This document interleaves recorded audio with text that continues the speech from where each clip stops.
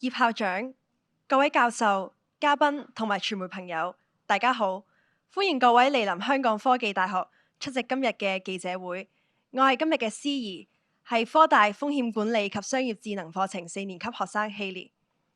今日好高興向各位傳媒朋友介紹，由科大聯同神經系統疾病全國重點實驗室同埋 InnoHK 香港神經退行性疾病中心攜手合作開展嘅華人健康長壽研究。計劃旨在剖析華人健康長壽嘅原因，希望能夠為未來制定更加精準、個人化嘅健康管理策略提供科學基礎，支持社會推動健康老齡化。計劃得以成功開展，實在有賴鵬程慈善基金嘅慷慨支持。稍後科大嘅研究團隊成員將會為大家詳細介紹。事不宜遲，有請科大校長、神興生命科學教授及神經系統疾病全國重點實驗室主任葉玉如教授為我哋致辭。有請葉校長。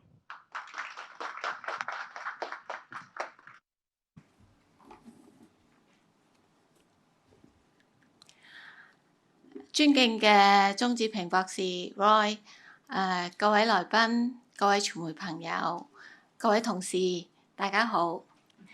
咁今日咧，我好高興同大家報告咧，科大嘅華人健康長壽研究已經準備就緒，咁我哋可以正式全面啟動㗎喇。咁隨住公共衛生嘅飛躍進步，其實咧大家對疾病嘅認識咧，亦都越嚟越多。咁人類嘅壽命咧，確實係越嚟越長嘅。根據香港衛生署防護中心嘅數字，喺1971年，男嬰出生嘅時候嘅平均預期嘅壽命咧，係大概67年。而女性咧就係75年，但係到咗2024年，即係2年前咧，男性嘅預期壽命咧就上升至到83年，而女性咧就更加高，就達到88年。咁事實上咧，香港喺2024年咧已經正式進入咗聯合國定義嘅超高齡社會，即是咧65歲以上嘅人士係佔咗全港人口超過21%，而政府咧亦都預計咧到2039年嗰陣時，香港65歲或者以上嘅人口咧就達到252萬，係佔總人口嘅31%，亦都即是話咧每3個人就有一個咧係65歲或者以上嘅長者。咁所以隨住社會嘅人口迅速去老化，我哋咧係迫切咁需要去實現嘅，唔單止係長壽，而且係健康嘅長壽。咁作為科研單位咧，我哋希望可以貢獻我哋嘅力量。今次呢個華人健康長壽研究咧嘅重點咧，正正就係揾出呢個健康長壽嘅方法。咁我哋係計劃咧會招募500位90歲或者以上嘅華人長者，咁利用我哋科大先進嘅血液檢測嘅技術，研究喺血液入邊嘅生物標誌物。咁呢啲標誌物咧，其實就好似我哋身體嘅健康指標，可以反映到咧唔同嘅生理過程嘅狀況，提供非常重要嘅科學嘅根據，嚟到幫助我哋明白其實長者嘅生活方式同埋環境因素咧，譬如起居飲食嘅習慣，係點樣可以影響呢個健康衰老。咁我哋希望可以揾出長者佢哋嘅健康長壽背後嘅生物嘅基礎。咁呢個科學嘅層面咧，我哋今次嘅研究咧有3個重要嘅目標。第一就係揾出同健康長壽有關，而且我哋可以改變嘅因素。只要明白咗健康長壽背後嘅生物嘅基礎，我哋就有機會去提供個人化嘅方法嚟到幫助延緩衰老，或者咧促進健康嘅長壽。第二個目標，我哋希望可以更加精準咁揾出同健康長壽有關嘅遺傳基因，特別係華人群裏邊嘅同長壽有關嘅基因。其實呢方面嘅資料咧喺世界上係好少嘅。咁第三個目標咧就係建立一個專屬於長壽華人嘅生物樣本嘅數據庫，為未來臨床醫療研究咧打好基礎。咁詳細嘅安排，第一陣咧Dr. Anna Wong 咧就會同大家報告嘅。咁今次呢個計劃咧可以順利咁樣開展咧，我係特別要多謝咧在座嘅兩位朋友。第一，當然就係鍾志平博士 Roy。其實我記得呢個計劃咧係有一次我同 Roy 食飯傾偈嗰陣時咧，就同阿 Roy 提出我話，其實香港係世界上最長壽嘅地方啦。咁我哋真係需要明白，其實華人健康長壽其實係有啲咩背後有啲咩生物嘅基礎，其實我哋應該知嘅，因為呢方面嘅資料咧喺全世界係好少。咁香港係一個最好嘅地方咧，係我哋做呢方面嘅研究。咁阿 Roy 咧當時就好認同呢個睇法。之後我哋繼續去傾咧，咁阿 Roy 咧就支持我哋呢個項目，所以我喺呢度咧藉住呢個機會咧係衷心咁感謝阿 Roy。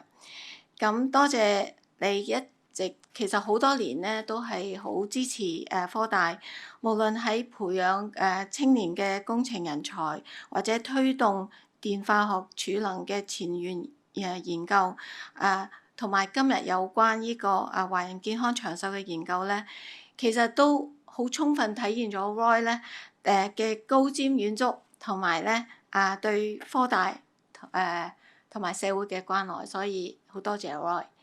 第二個我想特別多謝嘅咧，就係代表西貢社區中心嘅高級服務經理郭啟東先生。咁好感謝你哋中心對我哋科大嘅支持，令我哋嘅研究咧可以從親近大自然嘅另外一個角度嚟到探討，其實大自然同長壽嘅關係。咁未來咧，我哋希望繼續得到你嘅幫助啦，同埋咧可以邀請更加多西貢區嘅老友記嚟到參與我哋嘅計劃。所以多謝你郭先生。最後咧，亦都多謝大家咧今日撥出時間嚟到參與呢個活動。咁同埋今年咧，我諗大家都知咧係我哋科大創校35週年。咁我哋咧會一如既往秉持我哋嘅創新精神，嚟到致力去推動前沿嘅跨學科嘅教育，同埋咧我哋繼續會喺我哋科研嘅領域咧不斷去探索，為社會做出更多貢獻而咧係繼續喺科研嗰方面咧係有創新、有突破，同埋將佢轉化落地嚟到貢獻社會。所以再次多謝大家今次嚟到科大參與呢個活動，多謝晒。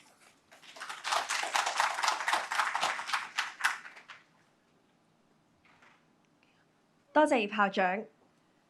接下落嚟，我哋好榮幸邀請到鵬程慈善基金創辦人及主席鍾志平博士為我哋致辭，有請鍾博士。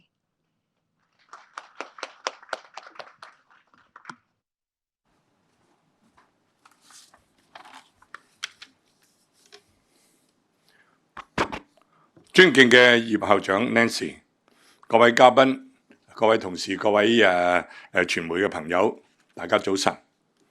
今日咧，我好高興能夠同大家一齊喺呢度咧見證科大嘅華人健康長壽研究計劃嘅正式對外嘅發佈會。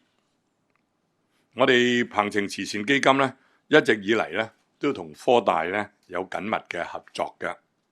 今次非常榮幸咧能夠獲邀參加支持葉校長呢一項咁有意義嘅工作，為計劃咧盡一點綿力，我都十分感謝科大嘅，俾我哋呢個機會。咁大家都知道咧，香港人口迅速就老化，呢個已經係不爭嘅事實啦。我哋要爭取咧，唔單止係長壽，而且要健康嘅長壽，否則帶病延年，無論對自己或者對社會都係唔係咁好，唔係一件好事啦。當然係咪啊？係一個負累添變咗，所以我哋一定要想辦法做到健康長壽。近呢幾年，葉校長領導嘅科研團隊咧，成功研發咗一種血液測試，就可以精準咁咧檢測老人常見嘅阿爾茲海默症同埋輕度嘅認知障礙，為阿爾茲海默症咧嘅早期檢測同埋個人化嘅疾病管理咧，提供咗切實嘅解決方案。我希望今次葉校長嘅團隊咧可以再下一城，為人類明白健康長壽嘅原因作出貢獻。對此，我對葉校長同埋整個團隊咧係相當非常有信心嘅。葉校長唔僅係科大首位女校長，更加係一位國際知名嘅神經生物科學家。在佢領導之下，科大已經躋身全球頂尖嘅學府。葉校長嘅貢獻、奉獻精神同埋對社會嘅超越貢獻呢，係令人敬佩嘅。今年呢係適逢科大成立35週年，早前呢科大更加獲政府批准設立香港第3所嘅醫學院，為醫療行業咧嘅人才培訓開啓新嘅篇章，意義係非凡嘅。喺呢度，我再一次向大學致以最至誠嘅祝賀。最後，我要向研究團隊表達衷心嘅感謝，感謝你哋嘅努力，令到呢一項前瞻性嘅計劃得以展開。我作為一個已經用長者卡嘅人士，實際我相信呢度見到都有啲長者卡嘅人士啦，係嘛？仲有呢，我睇一睇咧，呢度都可能已經好達到你嗰個頭先所講嘅4個人有1位係長者係咪？3個有1個係將來喎，現在係4個係嘛？差唔多個比例係幾準喎，呢度就係咁立一立。不過今次有啲年輕化嘅大咗，可能係5個係1個今日喺呢個場合入邊。不過都係緊要20% 嘅咯，係嘛？咁呢個呢係事實上呢。咁我哋長者卡嘅人士，當然咧，我哋係好期待見到大家嘅科大嘅研究成果，令大眾都知道咧健康長壽嘅道理，咁共同面對人口老化嘅挑戰，令我哋咧真真正正長壽之餘，更加健健康康嚇。多謝各位。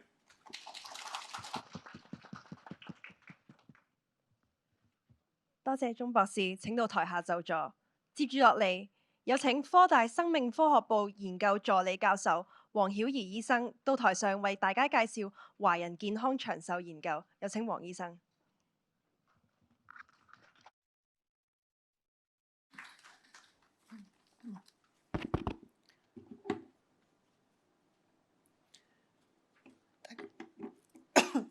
唔好意思啊，大家好。咁葉校長、鐘博士、各位嘉賓、各位傳媒朋友，今日非常開心，大家能夠參與呢個記者招待會。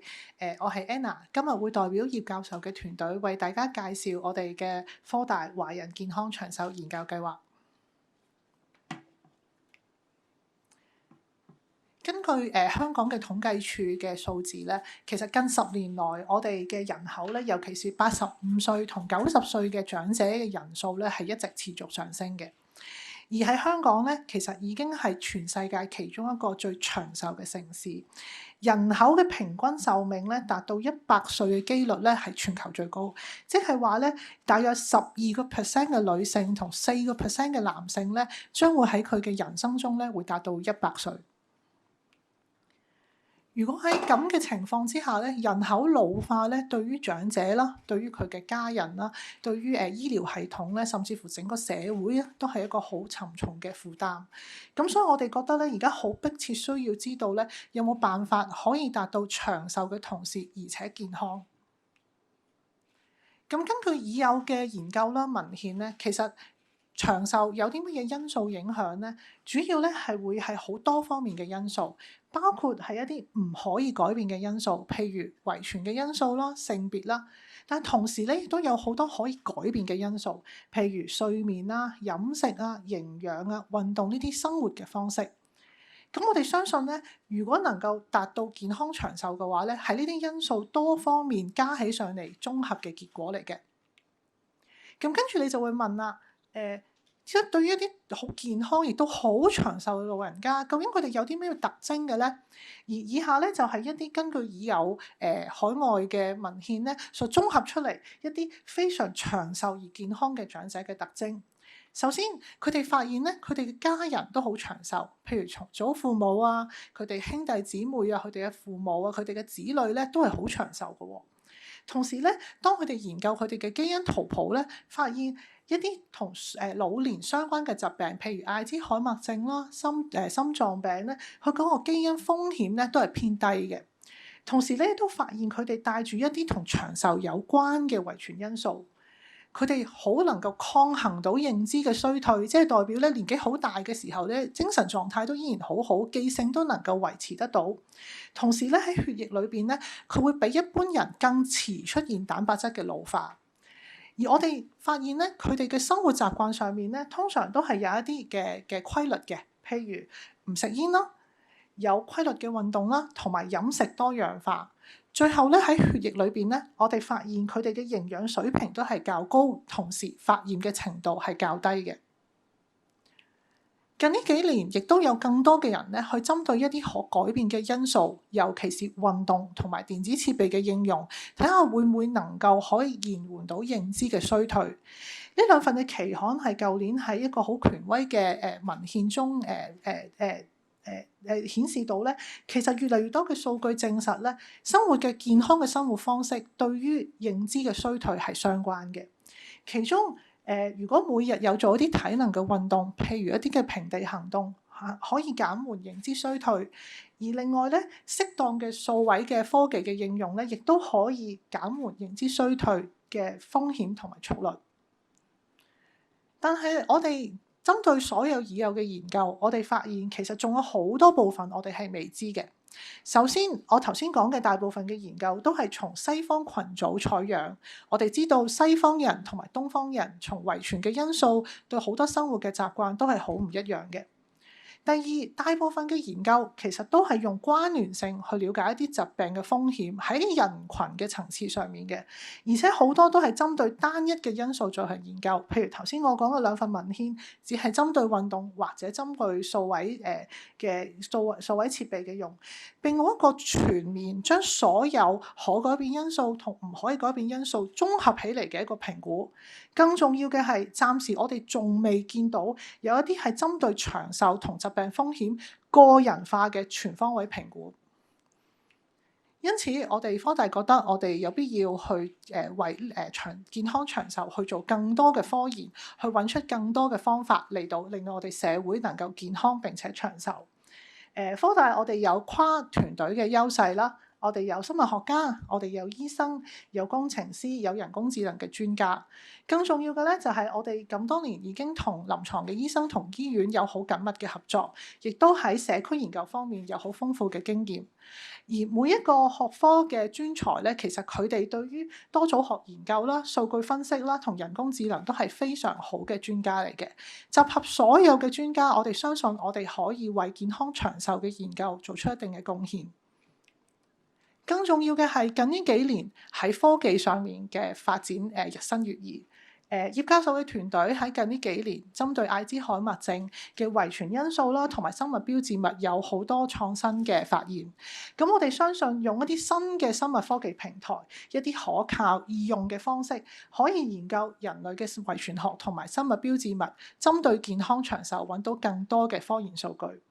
同時，人工智能嘅技術已經越嚟越發達，我哋可以用人工智能嘅模型嚟到快速揭示唔同多樣化資料中一啲深層嘅意義，呢啲係純粹用人力係未必一定能夠做到嘅。更重要嘅就係我哋今次嘅研究會一個好大嘅部分係會評估一啲可改變嘅因素，剖析所有可改變因素點樣影響健康長壽，將來可以針對每一個人嘅風險嚟到做一啲更詳盡嘅評估同埋建議。呢一張嘅資料咧，就話俾大家聽，我哋究竟呢個研究最終希望達到一個咩嘅目的？我哋希望用血液檢測嚟到解開長壽之謎。首先，從血液裏邊，我哋會知道遺傳因素、蛋白質標誌物嘅情況，加埋一啲嘅問卷同評估，可以了解長者嘅可改會因素、生活方式，譬如運動、飲食同睡眠。所有嘅資料加起上嚟，將會可以反映長者喺身體功能同埋健康狀況嘅情況，包括腦健康啦、血管啦、代謝同埋炎症。然後所有嘅資料用人工智能嘅大模型，就可以將來能夠利用血液同埋一啲評估，估計到每個人長壽有幾大嘅機率長壽啦，同埋佢哋疾病嘅風險。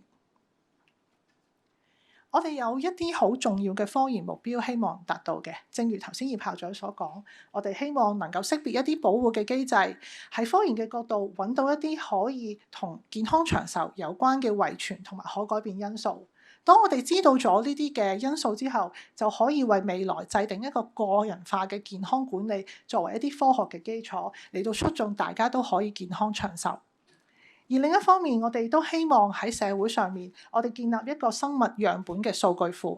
呢個數據庫將會係針對長壽華人嘅一個數據。最重要咧係希望為未來嘅醫療嘅發展啦、研究啦、臨床研究、藥物開發提供一個最重要嘅基礎。咁因此，我哋今日就希望為大家介紹呢個研究計劃。咁究竟邊啲長者可以參加呢？首先，我哋希望招募500位長者，90歲以上華人，具備一個叫做我哋知情同意能力。好簡單講就係佢能夠明白我哋嘅計劃係做啲乜嘢啦，同時咧亦都能夠自願去參加呢個計劃嘅。咁長者喺呢個計劃裏邊究竟要做啲乜嘢呢？首先，我哋會為長者會安排以下嘅檢查項目，包括係血液樣本嘅採集。除咗作為研究嘅血液樣本之外咧，仲會為佢哋做一啲臨床嘅血液常規化驗，譬如血色素啊、肝腎功能啊、血糖啊、膽固醇等等。我哋團隊有醫生會為佢做一個臨床嘅檢查，跟住就會係幾方面嘅評估，包括健康嘅狀態、認知嘅能力、一啲個人自理嘅評估。最重要就係我哋有一份生活嘅問卷，會問佢一啲平日嘅生活嘅方式。最後每一位參加者咧可以攞返佢哋臨床嘅血液嘅常規化驗報告同埋個認知嘅評估。如果我哋發現有任何嘅問題，亦都會轉介去公立醫院作進一步嘅跟進。咁如果所有長者或者佢嘅家人有興趣參加咧，我哋可以聯絡我哋嘅研究團隊啦。我哋有一條專線同埋有一個 WhatsApp 嘅聯繫嘅方法，佢哋隨時可以向我哋團隊咧去詢問呢個計劃嘅詳情嘅。咁亦都為咗照顧唔同長者嘅需要咧，我哋已經設立咗一個外展支援隊，協助有需要嘅長者可以參加我哋呢個計劃。同埋最後我都希望能夠邀請我哋社會各界可以一齊協助我哋共同推廣呢個計劃，同埋推動呢個健康長壽。咁最後亦都要感謝政府同埋國家一直對我哋科大科研嘅支持，同埋最後再多謝鵬程慈善基金同埋鐘博士支持我哋呢個計劃，令到我哋計劃能夠順利展開。多謝各位。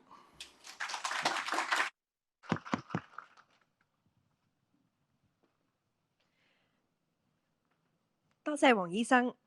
而家將會進行大合照，我哋再次邀請科大校長、神興生命科學教授及神經系統疾病全國重點實驗室主任葉玉如教授，以及鵬程慈善基金創辦人及主席鍾志平博士到台上。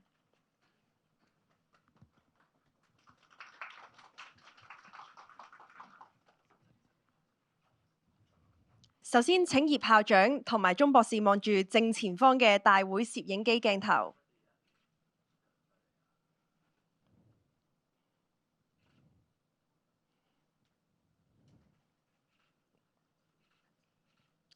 好，然後再望住前方文字記者嘅鏡頭。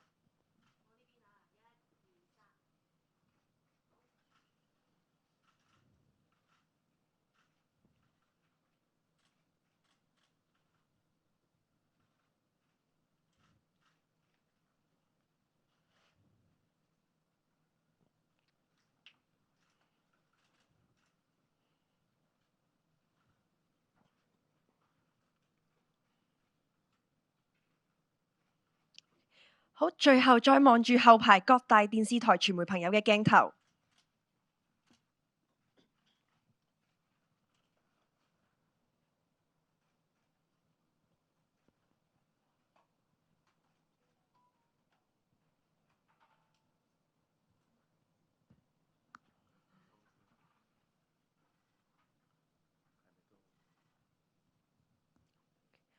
好，請問各位傳媒朋友係咪都 OK 呢？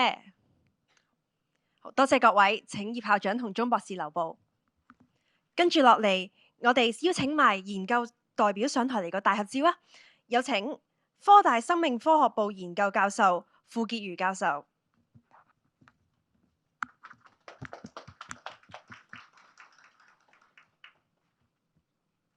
科大生命科學部研究助理教授黃曉怡醫生，Hong Kong SEND 首席科學家葉翠芬博士，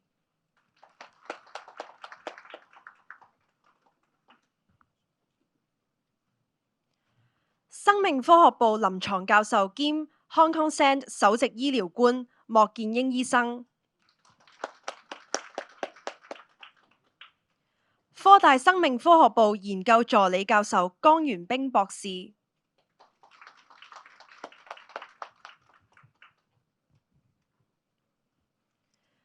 以及 Hong Kong SEND 科學主任黃永欣博士。好，請台上各位先望住正前方大會攝影機嘅鏡頭。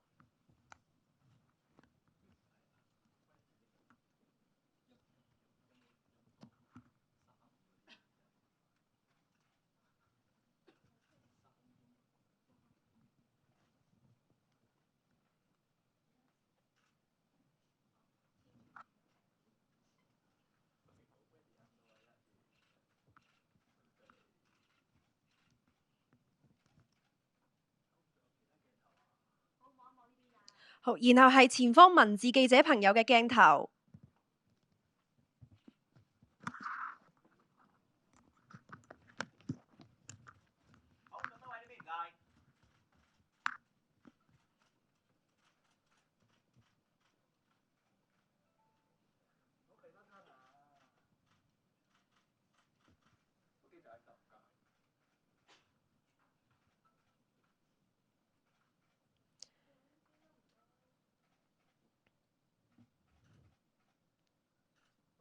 好，最後係後排電視台傳媒朋友嘅鏡頭。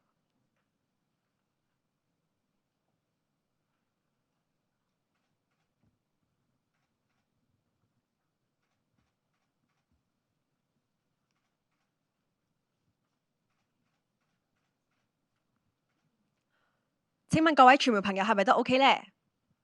好，多謝各位，請各位到台下就座。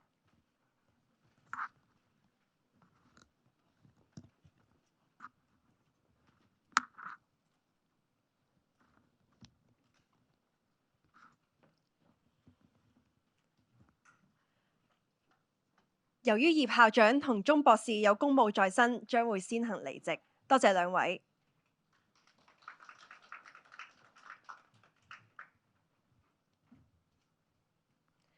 我哋而家將會進入問答環節。首先，我哋請工作人員到台上準備，然後想發問嘅傳媒朋友請首先舉手示意，工作人員會遞咪俾你。喺提問嘅時候，請先報上所屬嘅媒體機構名稱。每次發問唔可以超過2條問題。我哋而家有請以下嘅講者上台就座：科大生命科學部研究教授傅潔如教授，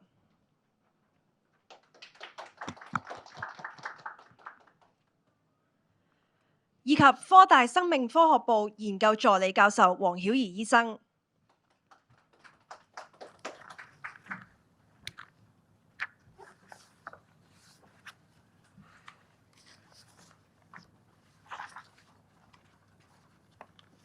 好，各位傳媒朋友，而家可以開始發問啦。有請後排。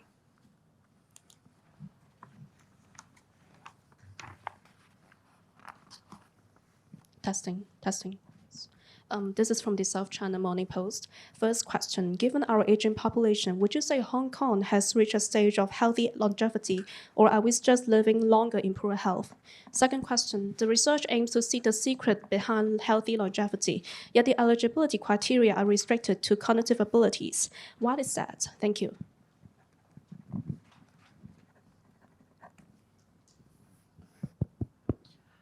So for the first question, whether we can say Hong Kong society is healthy longevity, I would say we'll still need to have a more thorough look at the current medical conditions in general.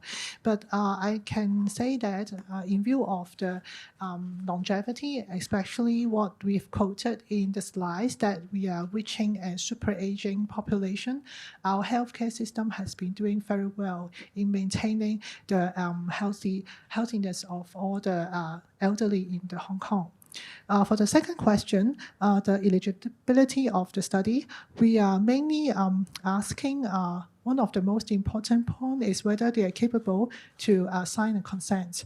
So it means that they have the mentally capable to understand our study, and then it's also capable to sign the consent. So that means that in terms of the cognitive functions, they actually should still be a very mentally capable state.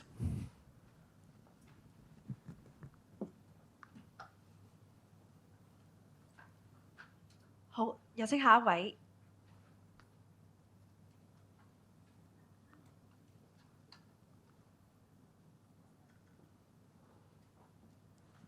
testing 係香港電台嘅。第一就係想請教翻啦，即係點解會揀500位啦，同埋都知道咧，即係點解都想了解埋咧點解要揾華人啦，即係可能同現有嘅研究係可能喺個科學數據上係有啲咩分別啦。另外咧都想關心埋咧大概呢5年咧有冇中間話會分幾多個即係階段嘅研究，會幾時會有初步嘅研究結果咧？唔該。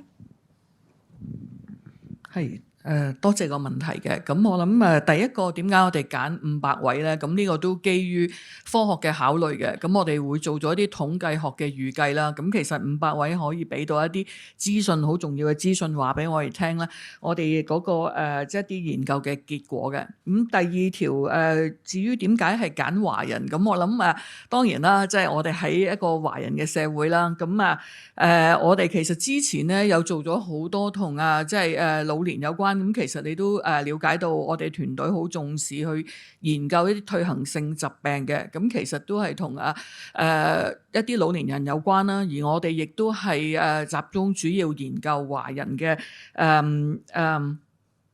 嘅因素嘅。咁其實呢樣嘢就好重要，因為本身嚟講，我哋團隊已經有好重要嘅一啲研究嘅基礎嘅。咁即係話我哋會亦都係喺呢個研究項目有啲新嘅數據啦，同時利用我哋現有嘅數據一齊去研究嘅。至於你話5年係分階段，我諗第一個最重要嘅階段，亦都體現咗點解要搞呢個記者會，就係我哋好希望第一階段就係能夠盡快咁樣招募到500位嘅長者。咁你見到我哋會有問卷啦，有其他一啲嘅即係資訊咧，我哋要進行分析嘅。咁我哋會一路即係招募募呢啲長者參與我哋研究，一路咧就係將呢啲數據啦同埋佢樣本作為分析。咁所以頭嗰個階段咧，純粹係我哋好希望好快咁達至500人呢個數字嘅。咁跟住之後跟住落嚟第二個階段，當然啦就係好重要咁樣去分析呢啲數據，希望得到一啲有意義嘅結果，盡快同大家公佈。多謝。好多謝，有請下一位。Hello，聽唔到。我信報嘅 Steven， 咁我想問下，其實係即係其實我想問下人工智能喺呢方面嘅話，個 data set 咧，其實喺呢方面可以發揮咩作用咧？係啦，因為同埋啲抽血嘅樣本咧，除咗研究長壽之外，會研究其他相關嘅疾病，例如啲神經退化類似嘅情況咧。多謝一條問題。咁喺人工智能方面咧，其實佢可以做到好多嘢嘅。咁其實你聽到頭先我哋係有幾方面咧去攞呢啲咁嘅資料啦。例如係攞咗血液之後咧，我哋會研究佢嘅遺傳因素啦。咁你可以想象，即係每個人嘅遺傳嘅資訊好多嘅，咁係基本上係需要咧人工智能去幫助我哋分析呢個數據啦，令我哋有好似有遺傳嘅資料啊，有生活嘅方式啊，同埋有其他血液嘅生物標誌物，點樣去將呢啲唔同嘅組合咧去解釋我哋點解會得到呢個健康長壽嘅原因咧，係一定需要人工智能幫助嘅。咁另外第二條問題就係係個血液樣本。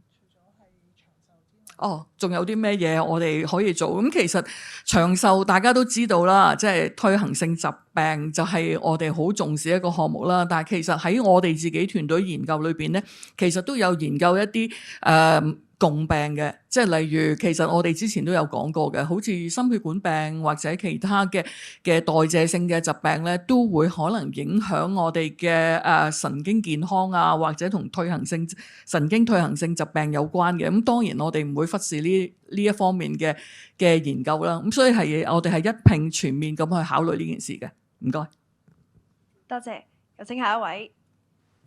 你好啊，星島㗎。我想問下咧，呢500位嘅華人長者咧，係會唔會話集中邊一個地區咁樣啦？始終嗰個範圍都比較大。咁另外啦，因為你哋話要揾90歲以上嘅，咁其實呢個都始終係一個高峰嘅年齡啦。咁我想問你哋會唔會都話同佢哋做翻個身體測試，確認下佢哋可唔可以適合做為期5年嘅研究先再進行落去咧？首先多謝你嘅問題。咁關於第一條問題500位，我哋冇特別話限制喺香港住喺邊個地方嘅。咁就基本上只要喺主要住喺香港啦，無論邊個區咧，有興趣嘅長者都可以參加。咁就第二個問題就係因為我哋都明白90歲以上長者其實都大部分係喺屋企啦。咁所以點解我哋有一個外展隊去方便佢哋參加研究？咁因為今次嘅研究其實我哋主要只會去同佢做檢查或者抽取樣本，只係做一次嘅啫。咁就並唔係話5年不斷咁，我哋會再去揾長者幫忙。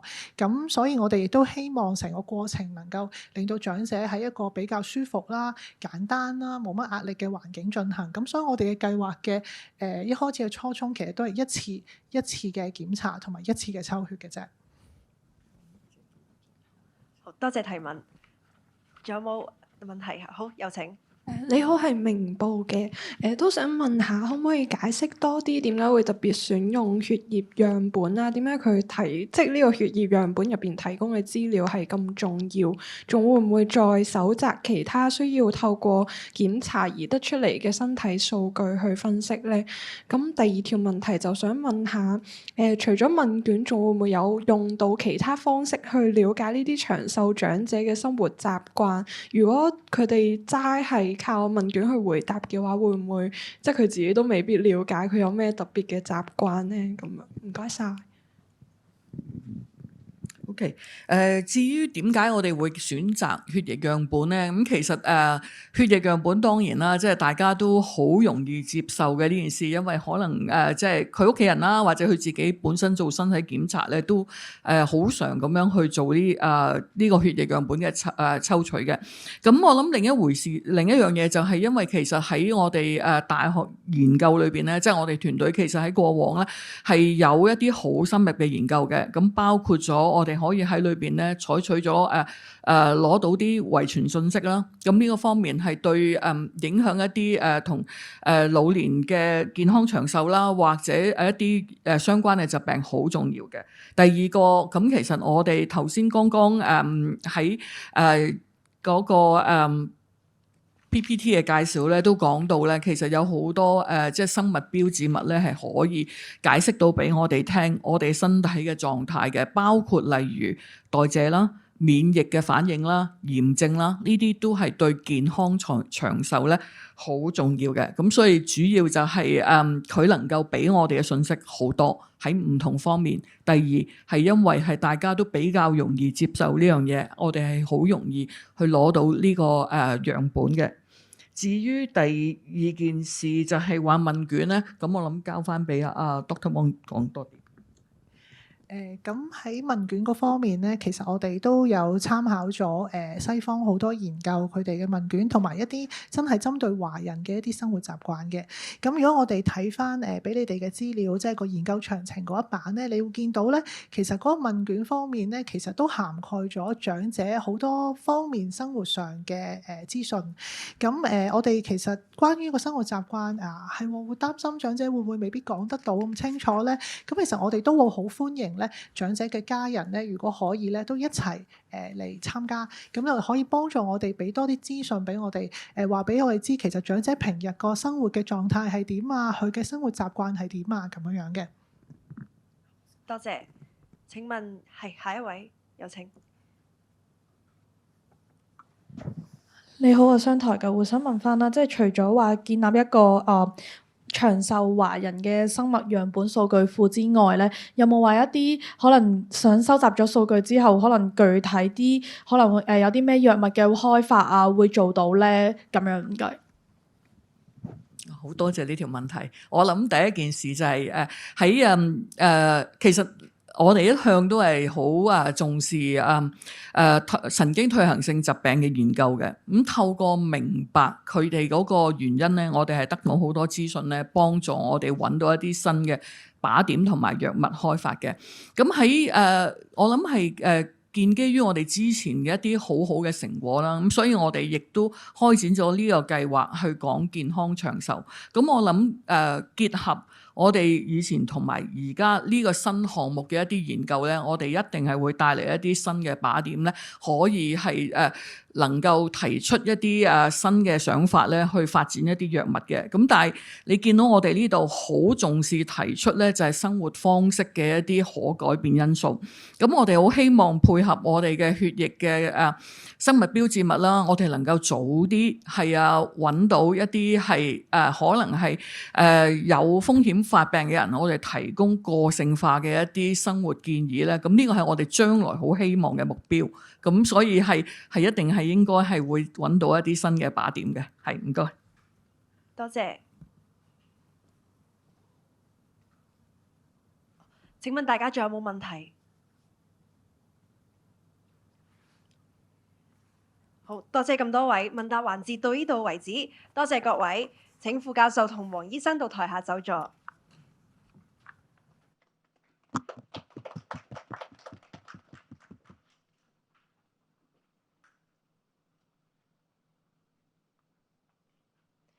今日嘅記者會已經圓滿結束。傳媒朋友如果想訪問個別團隊成員，歡迎喺會後同我哋在場嘅同事聯絡。再次感謝咁多位出席今日嘅記者會，再見。